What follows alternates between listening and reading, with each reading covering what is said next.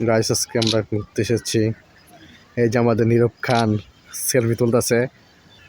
ওই সে ঐতিহাসিক জায়গা, এখানে আগে অনেক সময় কাটাতাম, যে সময় আমরা হাই স্কুলে পড়ালেখা করতাম। সেই দিঘির পার এখানে বসে থাকতাম, ক্লাস ফাঁকি দিতাম এখানে। এই সময় আমাদের হাই স্কুল 6-7-এ পড়তাম। সেই জায়গাটা আজকে আসলাম, মনে পড়লো।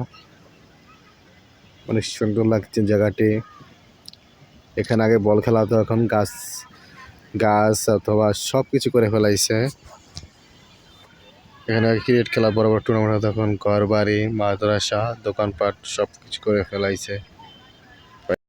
গাইস, তোমরা যে ভিডিওটি দেখতে পাচ্ছ সেই ভিডিওটি হচ্ছে আমাদের বালুর মাঠ মডেহাট বাজার। আমরা দুইজন ঘুরতে আসছিলাম সন্ধ্যার সময়, তারপর ভাবলাম এখানে ঘুরে যাই।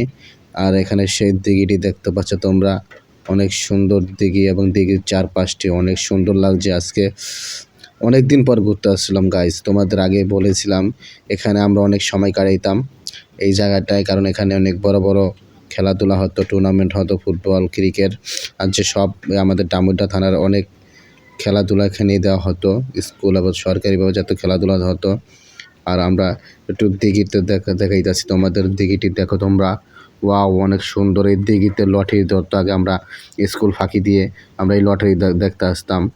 10,000 টাকা দিয়ে 2 দিন লটারি করা হতো।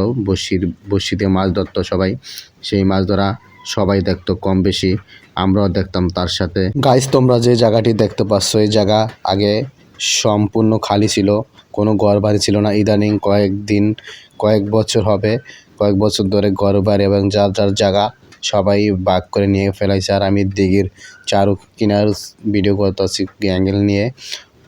দেখতে পাচ্ছেন দিঘির সাইডে আমরা একটা বেরেল পেয়েছি ড্রেজারের। এই দিঘির থেকেই মনে হয় মাটি কাটছে ড্রেজারের, তাই হবে এখানে সাইডে রেখেছে। আর দিঘিটি অনেক সুন্দর লাগছে, আর সন্ধ্যা হওয়ার কারণে ভিডিওর একটু কালা হচ্ছে। তোমরা কে কে ছোট সময় এরকম সময় কাটাইছো একটু কমেন্ট করে জানাবে। আর তোমরা কি এরকম স্কুলের পাশে কি তোমাদের এরকম সুন্দর জায়গা ছিল কিনা, খালি মাঠ?